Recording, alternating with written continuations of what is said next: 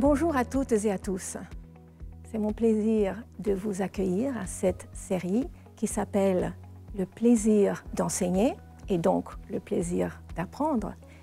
Et pour moi, le plaisir est double parce que je suis avec vous et je vais partager ma passion pour les mathématiques. Je m'introduis, je suis Monica Nigoy, membre du Conseil scientifique de l'éducation nationale. J'ai eu aussi l'honneur d'être membre de la mission maths et on va parler mathématiques. Le thème de la séance aujourd'hui, c'est enseigner les fractions au cycle 2. Alors, ne vous effrayez pas, je sais qu'on a entendu parler récemment beaucoup sur les élèves en 6e qui ont un peu de mal ou beaucoup sur les fractions, mais ce n'est pas tout à fait leur faute. En France, on commence les fractions au CE1. À l'international, la moyenne, c'est le CE1, CE2. Ça dépend où j'enseigne, dans quel pays, et ça varie. Si on enseignait plus tôt, les élèves auraient moins de problèmes. L'objectif de la séance aujourd'hui, plus précisément, pour ceux qui voudraient s'aventurer à l'enseigner au cycle 2, plutôt qu'au cycle 3, c'est de vous montrer que ce n'est pas seulement possible de le faire, mais que ça peut être source de plaisir. Et un dernier point avant de commencer, sachez que pour le premier sens de la fraction qui est la partie d'un tout, les petits-enfants ont déjà les deux notions requises. La notion de partage, parce qu'ils partagent la nourriture tout le temps, et la notion de justice. Qui n'a pas entendu un enfant de 5 ou 6 ans, même plus jeune, quand on partage un cookie avec lui ou elle, dire « tu en as eu plus que moi ». Donc, ils ont ce qu'il faut pour commencer. Allons-y. J'annonce aux élèves qu'aujourd'hui, nous allons faire une séance d'introduction aux fractions. Dépendant du pays ou de l'âge des enfants, il y en a qui ont déjà entendu parler. Donc, j'aime toujours demander « Est-ce que vous avez entendu parler de ce mot ?» Il y en a qui ont des réponses. Donc, je leur fais prendre leur ardoise et ils notent ce qu'ils savent ou pensent savoir. Ils peuvent le dessiner ou l'écrire. Je le mets au tableau. Je leur donne quelques moments. Il y en a qui me dessinent la moitié de quelque chose. Ils disent ça, c'est une demi. Il y en a d'autres qui aiment le langage et ils mettent des mots comme demi-heure, demi-finale ou 4/4 parce qu'ils ont entendu parler du gâteau ou quart d'heure. Il y a plein d'idées. Et pourquoi je fais ça? Pour les évaluer? Pour leur dire que c'est juste ou pas juste? Non. C'est pour voir ce qu'ils savent. Parce que nous, on doit accéder à leurs idées mentales, à leurs images mentales, que nous puissions construire avec eux. Parce que l'enseignement, c'est comme une danse. On danse ensemble. Ils font un pas, on fait deux pas. On fait un pas, ils font deux pas. Donc, on doit savoir ce qu'ils savent déjà pour pouvoir l'inclure dans la leçon. Donc, je note un tableau et puis plus tard, je dirai comme a dit Léo ou comme a dit Anna. Donc, j'utilise ce qu'ils me donnent. Et surtout, c'est le début de la séance. Donc, après avoir évalué ou testé les connaissances préalables, si connaissances préalables il y a, je projette l'illustration pleine page, qui dans ce cas est la séance 1 de l'année CE1 d'une collection qui s'appelle la méthode de Singapour, que j'ai dirigée le cycle 2. Et vous pouvez utiliser cette séance au CP, au CE1 ou CE2. Et quand ils regardent, ils contemplent, et ils ont des idées. Ils voient que Maël est tout content au début parce qu'il a toute la pizza et à la fin, il en a seulement un petit bout. Alors, on doit bien sûr parler du plaisir d'offrir. On ne doit pas être triste, mais c'est normal. Les enfants veulent manger plus. Et donc, ils voient dans les phylactères des mots, par exemple, demi, ça va. Tiers, parfois, ils ne savent même pas le prononcer. Et puis, le quart, on a déjà vu. Mais ils connaissaient le mot, mais là, ils ont déjà une idée, parce que dans la bulle de pensée de Maël, il y a les 4 morceaux, donc ils voient que quart, ça a quelque chose à voir avec 4. Et donc, cette illustration qui débute l'unité contient d'autres idées, mais ils ont déjà des idées pour commencer la séance. Et après, une fois que les échanges, les commentaires sont terminés, on se lance et on rentre dans la leçon. C'est la phase d'engagement. j'implique les élèves, je stimule leur curiosité naturelle, je les invite à m'accompagner dans cette découverte, dans cet apprentissage. Je donne des consignes claires. Maintenant, nous allons découvrir la fraction 1/2. Comment le fait-on? Je projette et je leur montre des petits papiers en carré que j'ai préparés, et bien sûr les couleurs, ça les attire, avec la consigne claire qui dit « Vous allez plier le petit carré de sorte à créer 2 demi-carrés et vous assurez une des 2 demi. » Alors c'est beaucoup de choses. Donc le mot « assurer », ils ne connaissent pas, donc je leur montre quelque chose d'assuré. Pourquoi? Parce que j'ai l'expérience. Quand ils vont colorier, vous passez un quart d'heure parce qu'ils veulent colorier à perfection. Donc, ils le font. Je veux m'assurer que la consigne est claire, que tout le monde a compris les mots, qu'ils ont compris ce qu'ils doivent faire avec leur petit carré et si nécessaire, je leur montre une réponse qui serait fausse, ce qui n'est pas le cas. Mais dans cet exercice, c'est tellement simple que je ne vais pas aller plus loin. Je pense que tout le monde a compris, ils se mettent au travail et on rentre dans la prochaine phase. Donc les élèves se mettent à travailler et je circule, je regarde, est-ce qu'ils ont compris? C'est assez simple. Bien sûr, il y en a qui colorient, donc on arrête. Assure s'il te plaît. Et après quelques minutes, chaque élève a soit cette solution, soit celle-ci. Vous voyez bien comment ils ont plié? Et donc, au lieu de dire seulement oui, oui, je dis comment es-tu sûr que ça ou ça c'est une moitié? Ça dépend qui répond, mais ils disent quelque chose comme j'ai plié et je vois, ils n'ont pas le verbe superposé dans leur vocabulaire, donc ils l'apprennent. Je vois que les 2 moitiés sont la même forme et la même taille, quelque chose comme ça. Réfléchissez qu'au cycle 2, l'instrument géométrique est quand même l'œil. Donc c'est ce que je vois qui me convainc. C'est au cycle 3 qu'on commence à analyser les propriétés. Ils n'ont pas la possibilité de calculer l'air, donc comme explication, ça suffit. Donc cette première partie est assez simple. Donc je profite pour faire une petite activité intercalaire et je dis, je projette et je montre en même temps, toujours. Si je vous avais donné des rectangles, pensez-vous que sur ces 2 rectangles, la fraction assurée est bien 1/2? Toute la classe unanimement dit oui, parce qu'ils s'imaginent plier sans problème. Et maintenant, la question un peu plus difficile, pause and reflect, il faut réfléchir. Est-ce que si je vous avais donné cette figure, est-ce que c'est la moitié? Moitié, maintenant on a un nouveau mot, une demi, un demi-rectangle. Alors il y a 2 réponses. La première c'est non, il y a plein de gens, plein d'élèves qui disent non et oui. Alors je fais venir quelqu'un qui dit non et je lui donne, je sais ce qu'il va dire, ou elle, et si je plie, donc je prépare un peu, les 2 demi ne se superposent pas, s'il s'est souvenu du verbe. Très bien. Mais pendant ce temps, les autres élèves lèvent la main. Alors je fais venir un oui, parce que je n'ai pas encore dit si c'est vrai ou pas. Et je sais ce qu'il me dit. Dr. Monica, can I have scissors? Est-ce que je peux avoir des ciseaux? Alors tu veux quoi? Tu veux couper? Oui. Alors je prépare pour toujours économiser du temps, être prêt. Et donc, il prend les 2 morceaux et je sais ce qu'il va dire. Tout le monde le sait. Il fait un peu de gymnastique, c'est pas toujours évident. Et à un moment donné, les 2 moitiés se superposent. Toute la classe applaudit, ou je les fais applaudir, et on voit en effet que c'est égal.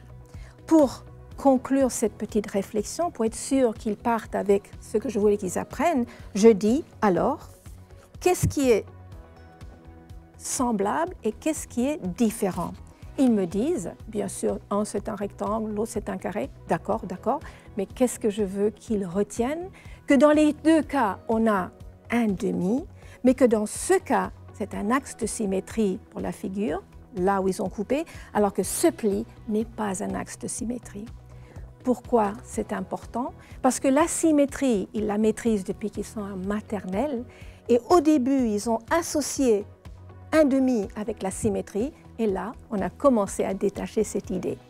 Et maintenant, on va passer au lien avec leur quotidien. La méthode de Singapour passe toujours du concret vers l'imagé et enfin vers l'abstrait. Donc, par exemple, une demi-pomme, une demi-baguette, une demi-tarte, l'autre a été mangée, et une demi-heure, de 2h30 à 3h, ou de 3h à 3h30. Donc une demi-heure, c'est la moitié de toute l'heure. 30 minutes, moitié de 60. Vous en discutez avec eux. Ils le savent ou ils vont l'apprendre. Et ensuite, je projette le premier exercice de leur fichier, parce qu'il y a un bon nombre d'exercices dont vous pouvez choisir, pour le faire ensemble et pour voir qu'est-ce qu'ils disent. Donc comme vous voyez ici, il y a 4 images. Tout de suite, je leur demande quelles sont les figures où vous êtes sûr qu'une demi est coloriée cette fois-ci. Alors ils disent 1 et 3. Et puis, il y a des discussions pour les autres. À droite, on a le 4. Ils me disent ce n'est pas un demi. Pour ceux qui ont bien retenu l'image du début, ils me disent c'est un tiers. C'est très intéressant. D'autres ont oublié le mot, mais en tout cas, ils savent que ce n'est pas une demi. Et le 2 est évidemment non. J'ai dit pourquoi non? Alors ils disent si on pliait, ce n'est pas la même taille. Tout à fait. Et puis il y en a qui me disent ben, si je partageais un cookie, la personne qui aurait la partie orange serait bien moindre. Et à la fin, je donne, pour anticiper un peu les choses à venir, parce qu'il y a des fractions équivalentes qui vont venir, pour voir un peu, je donne ces challenges, ces petits défis. Donc je demande ici, est-ce que c'est un demi qui est colorié? Il y en a qui ont des idées, ils me disent, si on faisait glisser le carré, et je le glisse, et on voit que c'est vrai. Et puis celui-là qui est encore plus difficile parce que 3 rectangles sur 6 sont coloriés, ben ils ont l'idée aussi. Il y a toujours quelqu'un qui a les idées, qui enseigne aux autres. Ils disent, ben, si je glisse, ça fait un demi. Et c'est parfait. Comme pour les demi, pour découvrir le quart, je leur redonne un carré fait de papier couleur et je leur rappelle qu'ils doivent hachurer et non colorier. Et la consigne est claire. Cette fois-ci, vous pliez le petit carré en 4 parties de façon à ce que vous puissiez hachurer un quart. Parce qu'on découvre la fraction un quart. Comprennent. Donc là aussi, c'est eux qui font, mais moi aussi je fais. Chacun fait, parce que j'ai des solutions aussi. Et je circule pour être sûr qu'ils ont chacun au moins une solution. Alors, comme vous vous imaginez, les 2 solutions les plus communes et parfois les seules, avec adultes comme enfants, ce sont ces 2. Pourquoi? Parce qu'ils sont influencés par les plis qu'ils avaient déjà faits, soit la diagonale, soit perpendiculaire au côté. Et après, je demande pourquoi c'est un quart? Eh bien, toujours la même chose. Si je plie, c'est bien la même taille et la même forme. Donc, c'est bien 4 quarts égaux. Et bien sûr, il y en a qui me disent, si c'était un brownie, chacun aurait une part égale du brownie. Après, je demande, est-ce que vous pensez qu'il y a d'autres façons de trouver des quarts? Comme ça, pour s'amuser, c'est un exercice spatial et c'est important. Ils me disent, peut-être pas. Alors, j'ai dit, vous vous souvenez, premier pli, il y en a beaucoup qui ont plié comme ça en premier. Si en deuxième pli, au lieu de faire cela ou la diagonale, on faisait cela, qu'est-ce qu'on obtiendrait? On obtiendrait des bandes. Donc des rectangles fins, tous égaux. Donc on a bien 4 quarts dont on a hachuré un quart.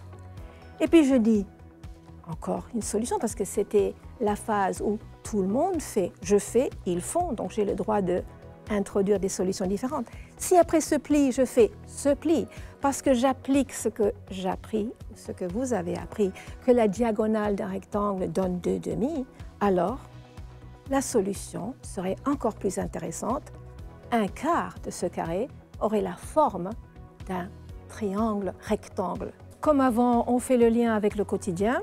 Donc, un quart de feuille de papier, qui pourrait d'ailleurs être représenté autrement. Un quart d'heure, donc de 5h15 à 5h30, par exemple. Donc, vous pouvez discuter du fait que 15, c'est un quart de 60, c'est pour ça que ça s'appelle un quart d'heure. Une tablette de chocolat, en voici un quart, parce qu'il est coupé en 4 quarts. Et un quart de tarte, parce que l'autre quart a été mangé entre-temps. Et ensuite, je projette le premier exercice, comme j'ai fait avec les demi, pour faire un tous ensemble. Ici, il y a 5 exemples. Les élèves voient tout de suite les 2 cas qui sont certains, donc le 1 et le 3. Pour le 5, ils disent bien que la partie coloriée est plus petite que les autres, ça devient de plus en plus grand. Le 2, c'est évident aussi que la partie coloriée est plus grande, donc ce n'est pas un quart. Quant au 4, ce que j'aime parfois, c'est d'avoir des exercices où la réponse n'est pas évidente. Et comme ça, on doit aller plus loin, chercher plus loin, l'esprit scientifique. Donc il y a un élève une fois qui m'a dit « Je suis sûre que si c'était un gâteau et je le coupais en ces 4 parties, on comparait les 2 morceaux de gâteau, ce serait la même chose. » Alors, on n'a pas la réponse, il faudrait aller chercher plus loin, peut-être faire une photocopie, un peu plus grand, couper, coller et voir, parce qu'ils n'ont pas la notion d'air, mais ils ont la notion de l'espace et voir qui a plus de gâteaux. Et pour terminer, l'écart, comme avec les demi, je projette des défis, des choses un peu plus difficiles, toujours pour se rappeler, pour réinvestir ce qu'ils ont appris. Donc on a bien 4 morceaux, mais ils ne sont pas égaux, donc ce n'est pas l'écart. Ici, on a tantôt oui, tantôt non, et ils expliquent lequel est le quart, lequel pas. Donc vous savez, quelque chose qu'on dit toujours, quand on dit un quart, on dit une partie des 4 parties, mais il faut dire égal, égal, égal, parce que pour eux, par exemple, la figure de droite, il y a des enfants qui me disent des quarts. Pourquoi?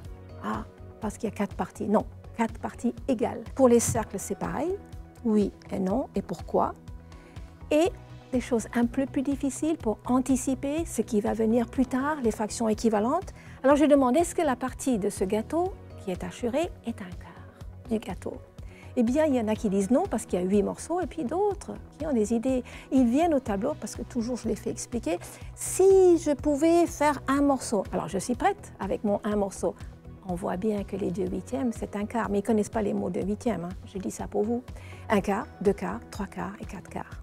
Et un dernier qui est assez difficile aussi, on a une tablette de chocolat avec 8 carrés, 2 sont assurés ou coloriés et ils me disent oui, c'est un quart parce que si je glisse, je vois une partie, puis j'ai encore 2, 2, 2. Donc ils voient que les 8 parties peuvent être divisées en 4. Donc déjà, ils ont une idée de ce qui sera plus tard 2/8, c'est la même chose que un quart.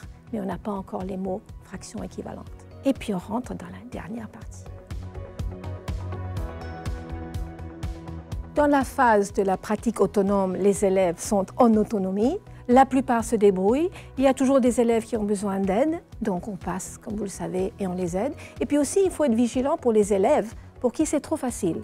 Donc, il faut qu'on soit prêt à leur donner des exercices plus difficiles.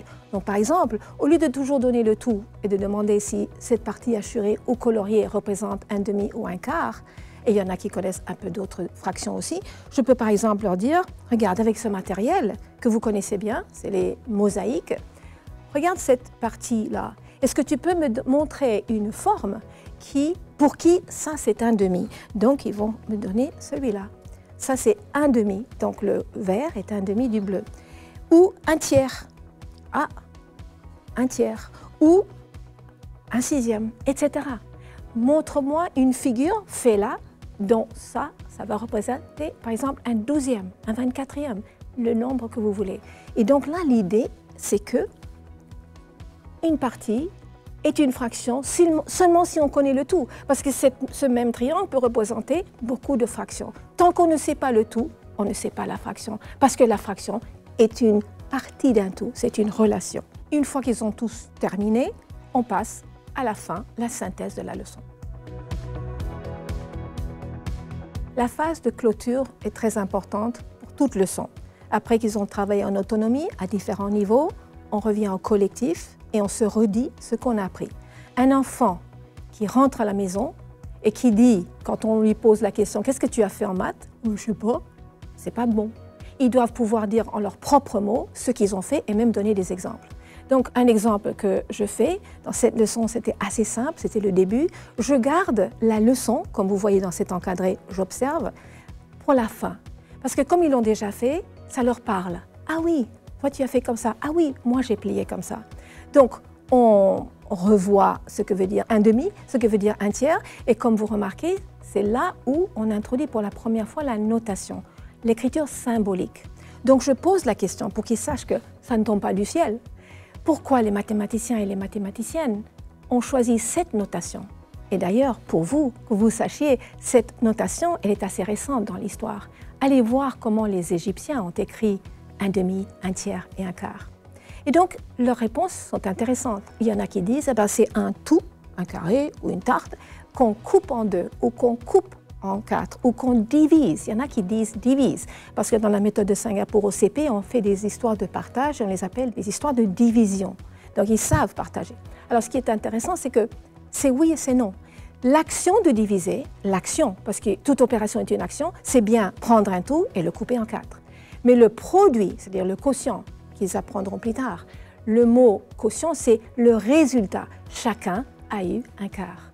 On a coupé en quatre et on a assuré un quart ou un demi. Donc c'est une partie, le O, numérateur, nombre de parties qui nous intéressent, sur le dénominateur, le nombre de parts égales dans lesquelles on a coupé l'entier. Et avec cela, on a conclu, mais ce n'est pas moi qui le dis. Je leur demande, qu'est-ce que tu as appris? Qu'est-ce que c'est un quart? Qu'est-ce que c'est un demi? Et en utilisant leurs mots, leurs expressions, et bien sûr les corrects, je les mets au tableau. Et comme ça, ils écrivent une petite phrase de synthèse. Ce que j'ai appris, je sais ça, et je sais ci, et je sais le faire. Dans la méthode de Singapour, il y a toujours le concret, il y a eu les images, il y a eu les dessins, et puis maintenant, l'écriture symbolique qui est le début de l'abstraction. Je vais terminer avec une petite surprise. S'il y a le temps, on le fait avec les élèves. S'il n'y a pas, vous le faites une autre fois. Je leur demande de prendre les papiers qu'ils ont pliés en quatre. Alors c'est soit ça, soit ça. Et donc je leur demande de bien marquer le centre, comme vous voyez que je l'ai marqué en rouge. Et je leur dis, vous allez prendre votre règle et vous allez faire une droite, vous allez la tracer. Elle doit passer par le centre, mais elle ne peut pas être ça, ou ça, ou ça, ou ça. Donc ça doit être une autre droite, ou segment de droite qui passe par le centre. Ah, ils ne comprennent pas pourquoi, mais ils le font, parce qu'ils sont gentils, vous le savez, ils veulent nous faire plaisir. Donc voilà deux exemples, il y en a plein, qui passent par le centre, mais qui ne sont pas les deux diagonales, et les deux autres qui sont, vous les avez vus. Bon, ils plient, et ils voient que ça ne marche pas. Mais il y a des enfants, et je vous le jure, les enfants sont incroyables si on les écoute. Ah, ils me disent, il y en a qui l'ont dit, c'est comme le rectangle. Donc ils prennent leurs ciseaux, ils s'apprêtent à couper, et qu'est-ce qu'on voit? Que si on fait la rotation, les deux parties sont égales. Et qu'est-ce qu'ils ont appris? Qu'il n'y a pas seulement deux façons de couper en deux. Vous voyez, ça c'est l'écart. J'ai bien sûr utilisé l'écart parce que c'est là où on peut trouver le centre. Mais une fois qu'on fait les deux parties égales, si je coupe encore en deux au centre à la perpendiculaire, on peut trouver l'écart. Mais pour l'instant, les deux demi égales sont très intéressants parce qu'ils ont appris qu'il y a une infinité de solutions. Et ça, c'est une surprise pour la plupart parce qu'ils pensent qu'il y avait seulement deux solutions. Mais pour moi, c'est symbolique. C'est symbolique parce que les mathématiques, c'est ça. On pense que c'est quelque chose de très confiné, simple, juste ou faux, une réponse, deux réponses. Mais ça nous ouvre l'esprit à l'infini. L'infinité de possibilités. Les mathématiques sont magnifiques.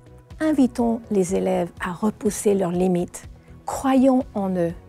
S'ils sentent que nous avons confiance et qu'on pense qu'ils peuvent penser comme des petits mathématiciens, alors ils s'élèveront pour atteindre nos attentes. Pourquoi croyez-vous qu'ils adorent les jeux vidéo? Parce que c'est des défis. C'est pas facile les jeux vidéo. Donc croyons en eux qu'ils peuvent faire des choses difficiles. Et quand c'est un jeu, ils sont contents. Je me rappelle à l'émission Maths, Cédric Villani a dit « Si seulement on pouvait enseigner les maths un peu plus comme on fait les jeux ». Nous arrivons à la fin de la leçon. J'espère que vous avez retenu une, deux ou trois nouvelles idées que vous pouvez partager avec vos élèves. Le chemin vers la fraction comme un nombre réel qui vient au secondaire est long. CE1, CE2, CM1, CM2, mais ayez la patience et voyagez avec eux. La fraction comme partition, ensuite il y a la fraction comme mesure, la fraction comme division. Il y a beaucoup de sens et de représentation de la fraction. Je vous souhaite que l'enseignement des mathématiques soit un voyage passionnant dans un pays de merveilles. Plaisir d'enseigner donne plaisir d'apprendre.